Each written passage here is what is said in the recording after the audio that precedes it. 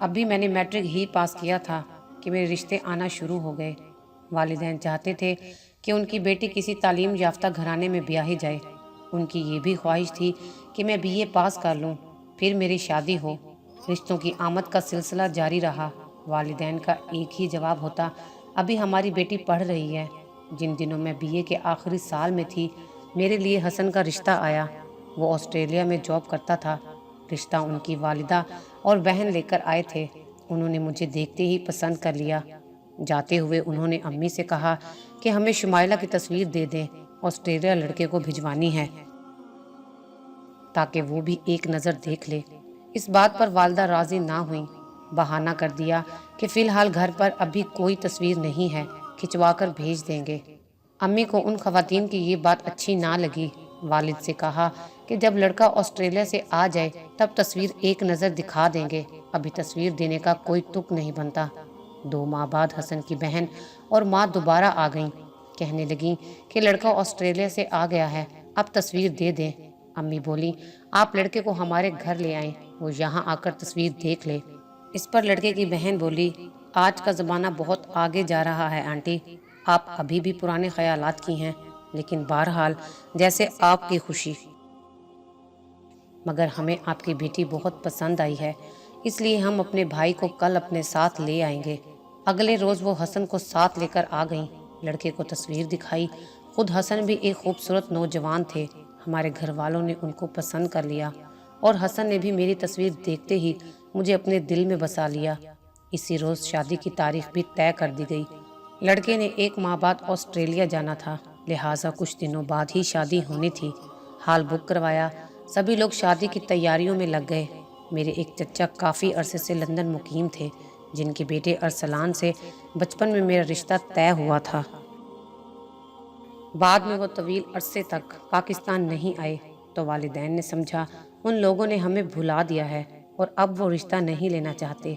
پھر بھی ابو نے تسلی کے لیے پھپھو کو بیچ میں ڈالا، کیونکہ وہ لندن ان کے پاس آتی رہتی تھیں۔ انہوں نے والد صاحب کو لندن سے واپس آ کر بتایا کہ ارسلان نے وہاں ایک اور لڑکی پسند کر لی ہے اور اس کے ماں باپ اب وہیں شادی کرنا چاہتے ہیں جہاں ارسلان چاہتا ہے۔ آپ لوگ اس کا خیال چھوڑ دیں۔ تب سے یہ رشتہ میرے والدین کے ذہن سے ختم ہو چکا تھا۔ میری شادی سے 1 روز قبل ارسلان اور اس کے والدین اچانک لندن سے پاکستان آ گئے۔ جب انہیں پتہ چلا کہ شمائلہ کی شادی ہو رہی ہے تو انہوں نے ہنگامہ شروع کر دیا۔ چچا جان ابو سے جھگڑنے لگے کہ تمہاری جرت کیسے ہوئی شمائلہ کا رشتہ کسی اور سے کرنے کی، جبکہ ہمارے والدین بچپن میں ان دونوں بچوں کا رشتہ طے کر کے گئے تھے۔ والد صاحب نے بتایا کہ میں نے سلیمہ کو تمہارے پاس بھیجا تھا، یہ معلوم کرنے کے لیے کہ اب تمہارا کیا ارادہ ہے۔ اس نے واپس آ کر جواب دیا تھا کہ ارسلان نے لندن میں اپنے لیے کوئی لڑکی پسند کر لی ہے اور شمائلہ سے رشتے کا ارادہ نہیں رکھتا۔ چچا چچی نے خوب شور مچایا کہ یہ جھوٹ ہے، سلیمہ نے بھی ہم سے وہاں آ کر ایسا کوئی تذکرہ نہیں کیا تھا۔ یہ بات بعد میں پتہ چلی کہ پھپھو اپنے بیٹے کے لیے میرا رشتہ چاہتی تھیں، جبکہ میری والدہ ان کو ناپسند کرتی تھیں۔ تبھی انہوں نے جھوٹ بول کر ان سے ہمارا تعلق ختم کروا دیا تھا۔ بہرحال اس موڑ پر جب کہ شادی میں 1 دن رہ گیا تھا، وہ چچا چچی ہمیں آ کر پریشان کر رہے تھے۔ والد صاحب نے صاف کہہ دیا کہ آپ لوگ اتنے برسوں سے کہاں سوئے ہوئے تھے جو ایک بار بھی رشتے کے لیے رجوع نہیں کیا، اور اب جب کہ میری بیٹی کی شادی کے کارڈ بھی تقسیم ہو گئے ہیں تو آپ چاہتے ہیں کہ یہ شادی ملتوی کر دوں۔ بھائی صاحب، میں اب زبان کر چکا ہوں، معذرت کے ساتھ میں اب کچھ نہیں کر سکتا۔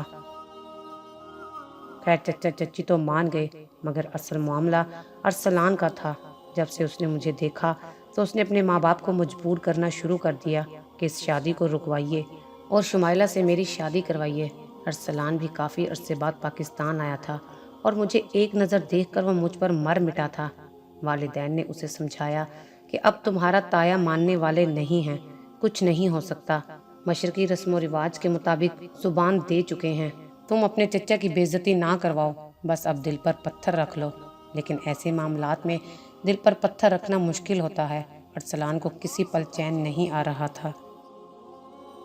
دل سے مجبور ہو کر وہ میرے پاس آیا اور ہاتھ جوڑ کر درخواست کرنے لگا کہ شمائلہ تم اس شادی سے انکار کر دو ورنہ میں جان دے دوں گا۔ چچا تو مان نہیں رہے، میں اس دن اپنے مایوں بیٹھ چکی تھی۔ وہ زبردستی کمرے میں گھس کر مجھ سے یہ باتیں کہہ رہا تھا۔ جب میں نے انکار کر دیا تو وہ تھوڑا غصے میں آ گیا اور میرے والدین کو برا بھلا کہنے لگا۔ مجھے غصہ تو بہت آ رہا تھا مگر میں چپ بیٹھی رہی۔ جب مجھ سے وہ یہ باتیں کہہ رہا تھا عین اسی وقت حسن کی پھپھو مہندی لے کر آئی ہوئی تھی۔ انہوں نے ارسلان کے منہ سے یہ الفاظ سنے تو فوراً واپس آ کر اپنے بھائی یعنی ان کے والد کے گوش گزار کر دیے کہ تمہاری ہونے والی بہو کا عاشق اس سے باتیں کر رہا تھا۔ تم نے کیسی لڑکی کو بہو بنانے کی ٹھانی ہے؟ تم بڑی غلطی کر رہے ہو۔ لڑکی تو اپنے کزن ارسلان کو پسند کرتی ہے۔ مجھے دلہن بنانے کے لیے بیوٹی پارلر سے 2 خواتین آئی ہوئی تھیں۔ وہ مجھے تیار کر رہی تھیں۔ تبھی دولہے کے گھر سے 2 حضرات تشریف لائے اور والد صاحب سے کچھ کہا۔ ابو پریشان ہو گئے۔ تھوڑی دیر بعد امی، ابو، بھائی سبھی دولہے کے گھر چلے گئے اور کافی دیر تک گھر میں سناٹا چھایا رہا۔ 4-5 گھنٹے بعد یہ لوگ واپس آئے مگر مجھے کسی نے کچھ نہ بتایا، البتہ ان کے چہرے اداسی میں ڈوبے ہوئے تھے۔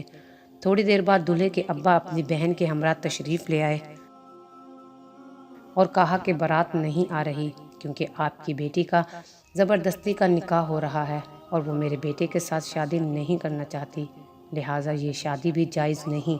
لڑکی کی شادی آپ وہاں کر دیں جہاں اس کی مرضی ہے۔ والد صاحب منت سماجت کرنے لگے کہ یہ آپ کیا کہہ رہے ہیں؟ آج شادی کا دن ہے، آپ ایسا ہرگز مت کریں۔ آپ سے کسی نے غلط کہا ہے۔ ہماری بیٹی کا نکاح اس کی من مرضی کے مطابق ہو رہا ہے، اگر آپ چاہیں تو خود اس سے پوچھ سکتے ہیں۔ ابو نے کہا کہ ایسی باتیں مت کریں، ہمارا گھر مہمانوں سے بھرا ہوا ہے اور یہ ہماری عزت کا سوال ہے۔ اگر آپ بارات نہیں لائیں گے تو لوگ ہمارے بارے میں کیا کہیں گے؟ دولہے کے گھر والے سنگ دل لوگ نہ جانے کس طرح کے تھے کہ والد کی کسی بات کو نہیں مان رہے تھے۔ میری ماں کے آنسو، والد کی التجا اور بھائیوں کی سماجت بھی کام نہیں آ رہی تھی اور ان لوگوں نے بارات لانے سے صاف انکار کر دیا۔ والد نے دولہے سے بات کرنی چاہی مگر گھر والے آڑے آ گئے اور حسن تک رسائی نہ ہونے دی۔ ادھر مہمان بارات کا انتظار کر رہے تھے۔ وقت تیزی سے گزرتا جا رہا تھا اور بارات تھی کہ آنے کا نام ہی نہیں دے رہی تھی۔ جب مجھے خالہ نے صورتحال بتائی تو میرا دل ڈوب ہی گیا۔ میں ارسلان کو بد دعا دینے لگی کہ جس نے میرے ماں باپ کی خوشی کو اجاڑا تھا اور ان کو ایسی سنگین صورتحال سے دوچار کر دیا تھا۔ جی چاہتا تھا حسن سامنے آئے تو اس سے پوچھوں کہ میرا کیا قصور ہے، میں پاک دامن ہوں، کیوں مجھے سزا دی جا رہی ہے۔ دل چاہتا تھا کہ سہاگ کے جوڑے کو آگ لگا دوں اور سرخ دوپٹے سے ارسلان کو پھانسی دے دوں۔ میں مجرم نہ تھی، بے قصور تھی، پھر کیوں مجھے ٹھکرایا جا رہا تھا؟ والد صاحب دل کے مریض تھے، ڈر تھا کہ کہیں ان کو صدمے سے کچھ ہو نہ جائے۔ امی تو کہہ رہی تھیں کہ سب کو بتا دیں کہ بارات نہیں آئے گی، مگر ابو کی آنکھوں میں آنسو تھے اور وہ کہتے انتظار کر لو، کیا پتہ ان کو ہم پر رحم آ جائے۔ ان کی تو عزت پہ بن گئی تھی۔ لندن والے چچا چچی بھی ہم سے روٹھے ہوئے تھے، وہ شادی پر بھی نہیں آئے تھے اور ان کا کچھ پتہ نہ تھا۔ اب وہ ہوتے تو انہی سے سوال کرتی کہ میں آپ کی بیٹی ہوں، پھر مجھے کیوں سزا مل رہی ہے اور کس جرم کی سزا مل رہی ہے؟ ہم سب بے حد پریشان تھے۔ ہماری ایک دوسری پھپھو بھی سب سے کہہ رہی تھی کہ بھائی اب ارسلان کو ڈھونڈو، اب اسی سے نکاح پڑھا دو ورنہ ہم کسی کو منہ دکھانے کے قابل نہ رہیں گے۔ میں نے جب ان کی یہ بات سنی تو اپنا سر پیٹ لیا۔ مجھے ارسلان سے سخت نفرت سی ہو گئی تھی، جس نے میرے ماں باپ کو اتنا برا بھلا کہا تھا اور لندن سے آ کر اچانک میری زندگی اور والدین کی خوشیوں کو آگ لگا دی تھی۔ میری خالہ اور خالو کو معلوم ہوا تو وہ اسی وقت حسن کے گھر روانہ ہو گئے اور وہاں ان کو حسن بھی مل گیا۔ انہوں نے اس سے سوال کیا کہ کیا آپ عزت دار آدمی ہیں؟ اس نے جواب دیا الحمدللہ۔ پھر کیوں آپ نے عین وقت پر شادی سے انکار کر دیا؟ ہمارے گھر مہمان بیٹھے ہیں، بارات کا انتظار ہو رہا ہے اور وہ نہیں آ رہی، سوچیں ہم پر کیسی قیامت ٹوٹی ہوئی ہے۔ حسن نے کہا کہ شادی سے انکار میں نے نہیں کیا، آپ کی لڑکی نے کیا ہے۔ اس نے کہا ہے کہ مجھے آپ سے شادی منظور نہیں ہے۔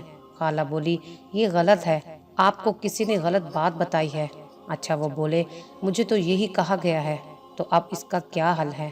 کیا دلہن کو سٹیج پر اکیلے ہی بٹھا دیا جائے کہ دولہا تو نہیں آ رہا بارات کے ساتھ؟ حسن کچھ دیر خاموش رہا پھر بولے آپ میری شمائلہ سے بات کروا دیں، میں اقرار یا انکار اس کے منہ سے سننا چاہتا ہوں۔ اگر وہ کہہ دے کہ حسن میں آپ سے شادی نہیں کرنا چاہتی تو میں ہٹ جاؤں گا، اور اگر وہ کہہ دے کہ میں شادی کرنا چاہتی ہوں تو میں بارات لے کر ضرور آؤں گا۔ تو خالہ نے انہیں کہا کہ آپ فون کے پاس ہی رہیں، ہم ابھی آپ کی بات شمائلہ سے کرواتے ہیں۔ حال میں کھانا لگا دیا گیا تھا اور مہمان کھانا کھانے میں مشغول ہو گئے، کیونکہ اب شادی حال کے مدعو لوگ سنبھال نہیں پا رہے تھے۔ وہ بارات کا انتظار کرتے کرتے تھک چکے تھے۔ مجھے سجا سنوار کر اکیلے ہی سٹیج پر بٹھا دیا گیا تھا۔ اتنے میں بھاگتی ہوئی میری خالہ میرے پاس آئی اور مجھے ساتھ لے کر پیچھے دلہن والے کمرے میں لے آئی۔ دلہن والے کمرے میں خالو میرا انتظار کر رہے تھے اور شادی ہال کے ٹیلی فون سے حسن کو ٹیلی فون ملا کر بیٹھے ہوئے تھے۔ انہوں نے فون کا ریسیور میرے ہاتھ میں دیا اور کہا کہ حسن سے بات کر لو۔ میں تو پہلے ہی دعا مانگ رہی تھی کہ اے اللہ تو مجھے اس وقت حسن کی ڈولی میں بٹھا دے، بعد میں بے شک جو کچھ مرضی ہو، مگر اس وقت میرے باپ اور بھائیوں کی عزت رکھ لے۔ میں نے فون پر حسن سے بات کی اور انہیں صاف صاف بتایا کہ میرا ارسلان سے کوئی تعلق نہیں ہے۔ میں نے اپنے بچپن کے رشتے کا بتایا اور یہ بھی بتایا کہ اس سے پہلے میں نے بھی ارسلان کو دیکھا تک نہیں ہے۔ میری بات سن کر انہوں نے کہا تم فکر مت کرو، ہم بارات لے کر پہنچ رہے ہیں۔ حسن کی یہ بات سن کر مجھے تھوڑی سی تسلی ہوئی۔ تھوڑی دیر گزر گئی، مہمان کھانا کھا چکے، نکاح خواں بھی ابھی تک انتظار کر رہا تھا۔ اتنے میں شور مچ گیا کہ دولہا آ گیا ہے۔ ہوا یوں کہ ہمارے کچھ عزیزوں نے جا کر ارسلان کو تلاش کر لیا اور پھر ارسلان اور اس کے والدین کو سارا واقعہ سنایا اور ارسلان کی منت کی کہ تم جلدی سے کپڑے بدل لو اور دلہا بنو، جبکہ نکاح خواں انتظار میں ہے اور دلہن سٹیج پر بیٹھی دلہے کا انتظار کر رہی ہے۔ ارسلان کے گھر والے مان گئے اور ارسلان کو دلہا بنا کر پہنچ گئے۔ کچھ ہی دیر میں حسن کی بارات بھی آنے ہی والی تھی۔ اب صورتحال یہ تھی کہ دلہن ایک اور دلہا دو، یہ بڑی ہی عجیب صورتحال تھی۔ اور ارسلان کو وہ سٹیج پر بلانے لگے کہ کسی نے مجھے بتایا کہ حسن نہیں ہے، چہرہ صحرے کے پیچھے چھپا ہوا ہے۔ میرے پیروں تلے سے زمین نکل گئی۔ میرے پاس وہ الفاظ نہیں کہ دلی کیفیت بیان کر سکوں۔ شادی کا جوڑا میں نے حسن کا زیب تن کر رکھا تھا، زیور بھی انہی کے پہنے تھے۔ اب نکاح کے لیے ارسلان کو لے آئے تھے، یہ بھی ایک تماشا ہی تھا۔ میں پھوٹ پھوٹ کر رونے لگی۔ میرے دھواں دار رونے سے ارسلان گھبرا گیا۔ اس نے مجھ سے سوال کیا کہ تم کس وجہ سے رو رہی ہو؟ میں نے اسے صاف کہہ دیا کہ میں تم سے نکاح نہیں کرنا چاہتی، اسی وجہ سے رو رہی ہوں، اور خبردار اگر زبردستی مجھ سے نکاح کرنے کی کوشش کی تو میں آپ کو بے عزت کر دوں گی۔ آپ فوراً سٹیج سے اتر جائیں۔ وہ گھبرا کر سٹیج سے نیچے اتر گیا۔ مہمان کچھ نہ سمجھ پا رہے تھے کہ آخر یہ ہو کیا رہا ہے۔ خاندان کے دو بزرگ میرے پاس آئے اور سمجھانے لگے کہ شمائلہ، تمہارے باپ کی عزت اب تمہارے ہاتھ میں ہے، ضد مت کرو، ارسلان سے نکاح ہونے دو، کیونکہ وہ لوگ اب نہیں آئیں گے۔ میں نے انہیں کہا کہ وہ آئیں یا نہ آئیں، مگر میں ارسلان سے نکاح نہیں کروں گی، مجھے اس سے نفرت ہے۔ میں نے صاف ان سے یہ بات کہہ دی۔ حسن سے فون پر بات کرنے کے بعد مجھے یقین ہو گیا تھا کہ وہ ضرور آئیں گے۔ مجھے اس کا انتظار کرنا چاہیے جس کے نام کا عروسی جوڑا میں نے اپنی مرضی سے پہنا ہے۔ میرے لہجے کی سختی دیکھ کر وہ بزرگ اسٹیج سے اتر گئے۔ مہمان کھانا کھانے کے بعد ایک ایک کر کے جانے لگے۔ جو بارات کا انتظار کر رہے تھے وہ بھی مایوس ہو گئے۔ ہر ایک سوال کر رہا تھا کہ بارات کدھر ہے، ابھی تک کیوں نہیں آئی، اور دولہا کہاں چلا گیا ہے۔ پھر سب سمجھانے لگے کہ بیٹا ارسلان سے شادی کر لو، وہ لوگ نہیں آئیں گے، مگر میں اب مر تو جاؤں گی مگر ارسلان سے شادی نہ کروں گی۔ ایک ہی جواب تھا میرا۔ اتنے میں ہال کی مینجمنٹ ہال خالی کروانے کے لیے آ گئی۔ تب مجھے بھی اسٹیج سے اترنا پڑا۔ میری جگمگ کرتی لاش بھی واپسی ہوئی، جیسے کسی میت کو قبرستان لے جا رہے ہوں۔ سوچ رہی تھی کہ اب میرا باپ زندگی بھر کسی کو منہ دکھانے کے قابل نہیں رہے گا۔ تبھی ہاتھوں کی مہندی آگ بن کر میری ہتھیلیوں کو جلانے لگی۔ اس طرح کب کسی کا سہاگ کا جوڑا اس کا کفن بنتا ہوگا۔ ابھی 2 قدم ہی چلی تھی کہ مجھ پہ بے ہوشی طاری ہو گئی۔ میں گرنے کو ہی تھی کہ کسی نے مجھے سنبھال لیا۔ آنکھیں کھولی تو وہ حسن تھے۔ اس کے ساتھ ہی شور مچ گیا کہ بارات آ گئی ہے، بارات آ گئی ہے۔ جو لوگ ہال سے نکل رہے تھے بارات کو دیکھنے کے شوق میں واپس آ گئے۔ عورتیں بارات کو دیکھنے کی خوشی میں اکٹھے ہونے لگیں۔ حسن نے مجھے سنبھال کر دوبارہ سٹیج پر بٹھایا، خود میرے پہلو میں بیٹھ گئے۔ یوں میرے باپ کی گرتی ہوئی عزت خاک میں ملنے سے بچ گئی۔ اس وقت بھائی نکاح خواں کو پکڑ کر لے آئے اور پھر میرا نکاح حسن سے ہو گیا۔ یاد نہیں آ رہا کب انہوں نے کیا کہا اور میں نے کس طرح نکاح نامے پر دستخط کیے۔ اس کے بعد میرے دلہے نے مجھے باہوں میں بھر کر گاڑی میں بٹھایا۔ ہر طرف خوشی کی لہر دوڑ گئی۔ شادی کی رات جب حسن نے میرا گھونگھٹ اٹھایا تو کہا، اگر تم میری دلہن نہ بنتی تو میں مر جاتا۔ پہلی ہی نظر میں مجھے تم سے پیار ہو گیا تھا۔ اللہ تعالیٰ نے کرم کیا، میری آہوں پر رحم کیا اور مجھے بھی میرا دلہا مل گیا۔ حسن نہ ملتا تو میں بھی خاک میں مل جاتی۔ اب سوچتی ہوں کہ کتنے سنگ دل ہوتے ہیں وہ لوگ جو ایسے موقع پر بھی چغل خوری سے باز نہیں آتے، بغیر تحقیق سے بات کو ایک جگہ سے دوسری جگہ تک پہنچا دیتے ہیں۔ ہنستے بستے گھروں کے دیے اور گونجتی شہنائیوں کے راگ آگ میں ڈال دیتے ہیں۔ اے کاش کہ یہ لوگ ایسی سنگ دلی سے باز آ جائیں۔ حسن اگر ہمت سے کام نہ لیتے تو سوچ بھی نہیں سکتی کہ میرا کیا بنتا۔ اس سے بھی زیادہ میرے والد صاحب کس کس کا منہ بند کرتے، کس کس کے سوالوں کا جواب دیتے۔ اے کاش معاشرے میں بیٹیوں والے اس قدر مجبور نہ ہوں۔ میری دعا ہے کہ اللہ تعالیٰ سب بیٹیوں کی عزت کی حفاظت ضرور کرے، آمین۔